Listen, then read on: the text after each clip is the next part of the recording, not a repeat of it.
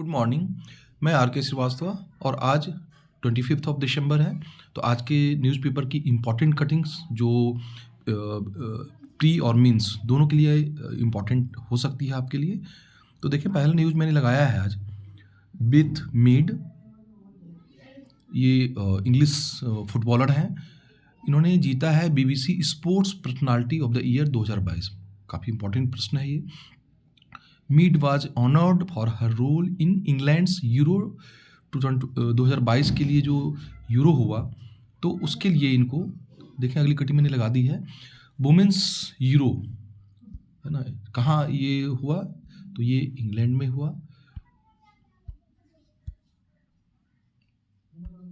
ये इंग्लैंड में हुआ और होस्ट कंट्री इंग्लैंड जुलाई में हुआ ये।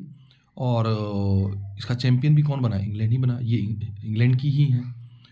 और इसमें टॉप स्कोर देखिए, 6 गोल किए इन्होंने बेथ मीड ने।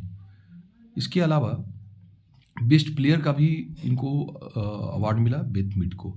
तो इसलिए देखिए यहाँ पर आप बेथ मीड। तो इस कटिंग से आपके लिए इंपॉर्टेंट कितने प्रश्न हो गए? एक तो ये हो गया कि BBC का पर्सनालिटी ऑफ द ईयर किसको मिला? बेथ मीड को मिला। बेथ मीड का संबंध किस खेल से है? फुटबॉल से है। कहाँ की हैं ये? इंग्लैंड की हैं ये। और लगे हाथों, हालांकि 6 महीने हो गए हैं ये यूरो वुमेन्स हुए, फिर भी याद रखना है आपको, किसने जीता था? इंग्लैंड ने जीता था। तो इतने प्रश्न बने इससे आपको। अगली कटिंग की ओर बढ़ते हैं। स्पोर्ट्स से ही अगला न्यूज़ है। सेम कुरान, देखिए ये है ब्रिटिश प्लेयर हैं ये, सैम कुरान। तो ये क्यों चर्चा में है? देखिए, IPL 2023 की नीलामी में बिड जो हुआ अभी, इंग्लैंड के ऑलराउंडर सैम कुरन को का जलवा देखने को मिला। सैम कुरन को पंजाब किंग्स ने 18.5 करोड़, देखिए 18.5 करोड़ रुपए की रिकॉर्ड तोड़ कीमत चुकाकर अपनी टीम में शामिल किया है। इसके साथ ही सैम कुरन अब IPL इतिहास के सबसे महंगे प्लेयर बन गए हैं। तो एक क्वेश्चन बनेगा, IPL के इतिहास में सबसे महंगा प्लेयर सैम कुरन, या अभी जो IPL का ऑक्शन हुआ उसमें सबसे महंगे प्लेयर कौन बने? तो सैम कुरन कहाँ के हैं? ब्रिटेन के हैं। और KL राहुल को पीछे छोड़ा है इन्होंने। 17 करोड़ रुपए में पिछले साल KL राहुल की बिड हुई थी।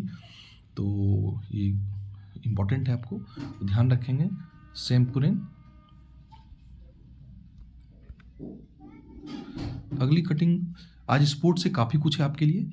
देखिए, लवलीना और निकहत जरीन, तो ये दोनों और मंजू भी हैं चैंपियनशिप के सेमीफाइनल में। मुक्केबाजी से संबंधित पहली बात ये मैंने क्यों डाली है, ये इसलिए डाली है कि कम से कम 15-20 स्पोर्ट्स पर्सन ऐसे हैं जिनके बारे में आपको जानकारी रहनी चाहिए। सीधा पूछ देते हैं कि लवलीना का संबंध किस खेल से है, या निकहत जरीन का संबंध किस खेल से है। तो एक तो ये हो जाएगा आपको। और देखिए, टोक्यो ओलंपिक की कांस्य पदक विजेता लवलीना बरहीन और मौजूदा विश्व चैंपियन निकहत जरीन, है ना। तो इन्होंने भोपाल में आयोजित राष्ट्रीय मुक्केबाजी चैंपियनशिप में अपनी जगह बनाई है, तो मैंने इसलिए इसको डाल दिया। तो लवलीना और निकहत, ये है लवलीना और ये है निकहत जरीन। अगली कटिंग की ओर बढ़ते हैं। India Japan will conduct the first bilateral air combat exercise. क्या नाम है इसका? वीर गार्जियन। ये वीर गार्जियन, सीधा प्रश्न आएगा, कम से कम 10 नहीं, कम से कम 15-20 आपके पास जो डिफरेंट कंट्री के साथ, चाहे वो बायलैटरल हो चाहे मल्टीलैटरल हो, तो उनके साथ जो हमारा मिलिट्री एक्सरसाइज होता है, जैसे जैमेक्स हो गया, मालाबार हो गया, गरुड़ हो गया, तो एक लिस्ट तो आपके पास होनी ही चाहिए।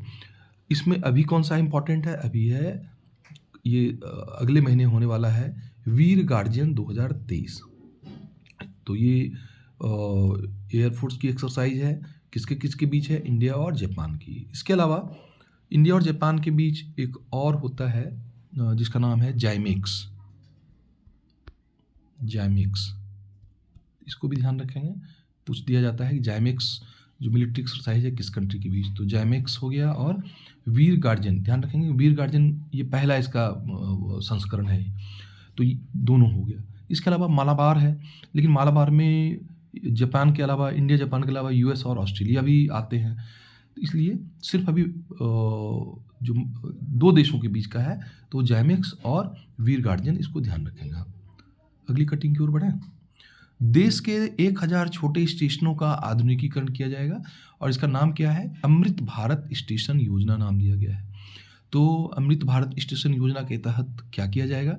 तो 1000 छोटे पर महत्वपूर्ण स्टेशनों को का मॉडर्नाइजेशन किया जाएगा, अपग्रेडेशन उनका किया जाएगा। तो ये भी आपके लिए इम्पोर्टेंट है।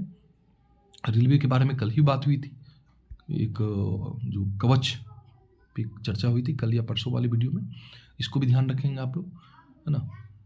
अगली कटिंग को लेते हैं। आज 25 दिसंबर है और 25 दिसंबर को मनाया जाता है भारत में अटल बिहारी वाजपेयी की जयंती है। अटल बिहारी वाजपेयी की जयंती को गुड गवर्नेंस डे के रूप में मनाया जाता है। गुड गवर्नेंस डे, देखिए यहाँ सुशासन दिवस जिसको बोलते हैं, गुड गवर्नेंस डे 25 दिसंबर।